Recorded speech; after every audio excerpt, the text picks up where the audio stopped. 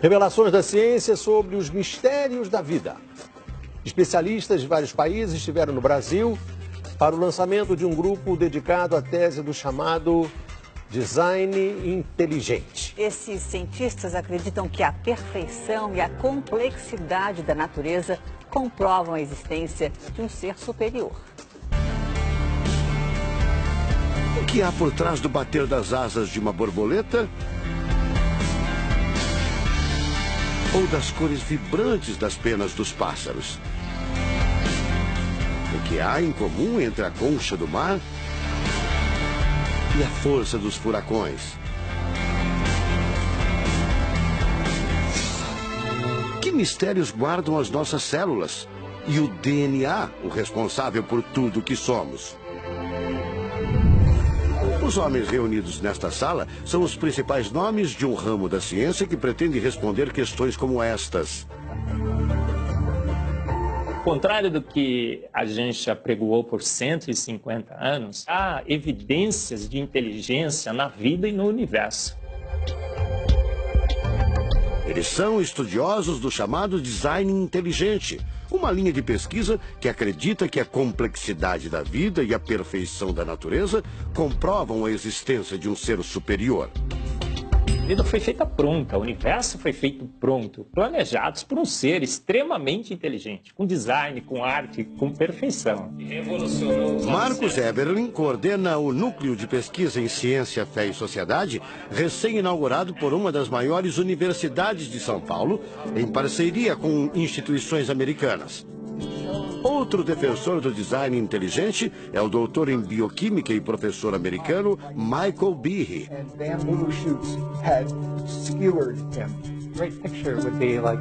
Brian Miller é doutor em física. Ele coordena as pesquisas da Universidade de Duke, nos Estados Unidos. Seria um super engenheiro, um super arquiteto? Você pode dizer isso, responde o físico. Um arquiteto que tinha a vida em mente, um criador que fez a vida deliberadamente. Also, when you look at life itself, não é de hoje que os cientistas procuram pistas deste arquiteto da vida. Galileu Galilei, o célebre físico e astrônomo italiano, disse há mais de 400 anos que a matemática é o alfabeto com o qual Deus escreveu o universo. A matemática se dedica a provar que tudo no universo segue uma lógica. Mas foi ainda antes, na Idade Média, que outro italiano, Leonardo Fibonacci, decifrou parte deste alfabeto. Ele descobriu um padrão numérico que se repete em quase tudo na natureza. Em homenagem a ele, o padrão passou a ser conhecido como sequência de Fibonacci, uma sequência lógica de números que pode ser expressa em formas geométricas. Em cada quadrado, a gente consegue construir arcos, são aquelas linhas tortas, né? A gente consegue ligar um arco com o outro. Quando você liga um arco, um outro arco, um outro arco, um outro arco, um outro arco, e vai seguindo um outro arco, pensando no próximo quadrado, um outro arco. Essa aqui é uma figura que é uma espiral, chamada espiral de Fibonacci. E essa espiral aparece em diversos lugares do nosso cotidiano. Aparece, por exemplo, na nossa orelha. O formato da nossa orelha é exatamente essa espiral. Uma coisa interessante, aparece no nosso rodamuinho do cabelo aqui. É o mesmo formato que aparece aqui. Que é o mesmo formato que aparece naquela concha do mar, tal do Nautilus, né? Que é o mesmo formato que aparece nas estrelas do universo. Que é o mesmo rodamuinho que forma quando tem um furacão. A sequência de Fibonacci foi encontrada também nas ondas do mar, nas pétalas das rosas, na distribuição das sementes do girassol e até nos hexágonos da casca do abacaxi. Mais uma comprovação matemática da existência de uma mente inteligente por trás da criação seria o chamado número de ouro, ou proporção áurea, representada pela letra Φ. O número de ouro, também representado pelos dígitos 1,618, está presente na construção de uma das obras mais importantes da antiguidade, o Parthenon. Foi usado por Leonardo da Vinci na Mona Lisa, o quadro mais famoso do mundo. Essa regra do número áureo, ela vem, né, aparece no Fibonacci e aplica um monte de situações. E é legal que os gregos percebiam isso, eles associavam isso muito com a ideia de perfeição. Ele está presente nas asas das borboletas e até nas medidas do corpo humano. Se você pegar a sua altura e dividir pela distância do seu umbigo até o chão, vai dar aproximadamente 1,6. Um φ. Vai dar um φ também. Se a gente abre os braços, né, calcula a distância da ponta de um dedo até a ponta do outro dedo. Então vai ser desse dedo maior aqui, no dedo médio, até chegar ao dedo médio. Se eu pegar essa distância e dividir pela distância desse dedo até esse ombro aqui, vai dar 1,6 de novo. De tudo na natureza, o que mais impressiona os cientistas são as células, a chamada unidade básica da vida. São as menores partes que compõem os seres vivos, vegetais ou animais. O corpo humano é formado por cerca de 100 trilhões de células que dão origem a tecidos e órgãos. We cannot be accidentally caused. Life is not an accident. O americano Douglas Axie estuda biologia molecular há mais de 25 anos. Ele garante: não existe a mínima possibilidade de a vida ser um acidente, um acaso da evolução do planeta. Para ele, as células são complexas demais e só podem ter sido criadas, de propósito, por um ser inteligente.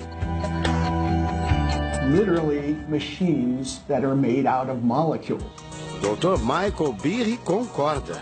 Ele compara a célula a uma fábrica repleta de máquinas e veículos. Ela produz e troca com as células vizinhas os elementos fundamentais à vida. Tudo coordenado por uma espécie de computador central, o chamado DNA. Você já deve ter ouvido falar dele. O DNA é um conjunto de informações genéticas que definem as características dos seres vivos. Entre os humanos é o DNA que informa o sexo, a cor da pele e do cabelo e o formato do rosto, entre outras coisas. São 6 bilhões de informações condensadas numa estrutura microscópica extremamente eficiente.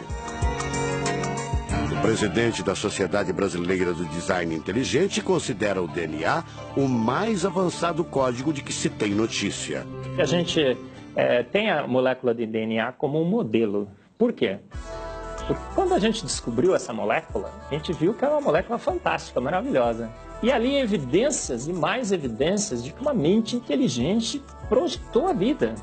Porque é o software da vida. E esse software tem o quê? Tem ali um código. E a gente sabe que códigos emanam de mentes inteligentes. Nos Estados Unidos, um grupo de pesquisadores afirma ter identificado uma sequência de números que sempre se repete no DNA humano. Seria uma espécie de assinatura de Deus, segundo o engenheiro da computação Greg Braden. So now we have a definition. Ao considerar a carga dos elementos químicos do DNA, os pesquisadores teriam identificado o seguinte padrão numérico: 10, 5, 6, 5. Eles então passaram a tentar decifrar esse código e tiveram a ideia de substituir os números por letras hebraicas. Em hebraico, a língua oficial de Israel e que aparece na Bíblia, os números são representados por letras, como explica essa professora israelense. A escrita hebraica é muito antiga. Já tem textos escritos 1000 anos antes da Era Comum. E nesta época ainda não inventaram o sistema decimal dos números que usamos agora. Na Bíblia, o Primeiro Testamento, podemos ver não só os números dos versículos e os números dos capítulos, mas também as páginas.